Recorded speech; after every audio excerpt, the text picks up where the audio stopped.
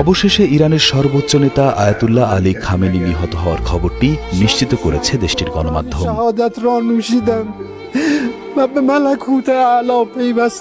যুক্তরাষ্ট্র ও ইসরায়েলের যৌথ হামলায় খামেনির বাসভবন ধ্বংস হওয়ার পর থেকেই তার মৃত্যুর খবর ছড়িয়ে পড়েছিল।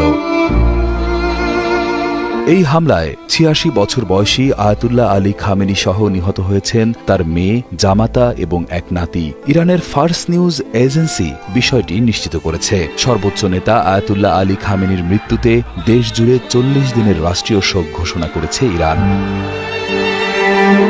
রয়টার্সের তথ্য মতে ২৮ ফেব্রুয়ারি শনিবারের এই হামলায় ইরানের সর্বোচ্চ নেতার জ্যেষ্ঠ উপদেষ্টা আলী শামখানি নিহত হয়েছেন। এছাড়া হামলায় আইআরজিসির বেশ কয়েকজন কমান্ডারও প্রাণ হারিয়েছেন। ১৯৮৯ সাল থেকে ইরানের সর্বোচ্চ ও আধ্যাত্মিক নেতা হিসেবে দায়িত্ব পালন করছিলেন আয়াতুল্লাহ আলী খামেনি। এর আগে আয়াতুল্লাহ খামেনি নির্বাসন থেকে দেশে ফিরে ১৯৭৯ সালে ইরানে ইসলামী বিপ্লবের নেতৃত্ব দেন, যার মাধ্যমে যুক্তরাষ্ট্র সমর্থিত শাসক মোহাম্মদ রেজা পাহলবির শাসনের অবসান ঘটে। সেই বিপ্লবের পর থেকেই খামেনি ছিলেন অবিসংবাদিত আধ্যাত্মিক অভিভাবক। পশ্চিমাদের রক্তচক্ষু আর কঠোর নিষেধাজ্ঞার মুখেও যিনি নিজের আদর্শে মাথা উঁচু করে দাঁড়িয়েছিলেন পাহাড়ের মতো।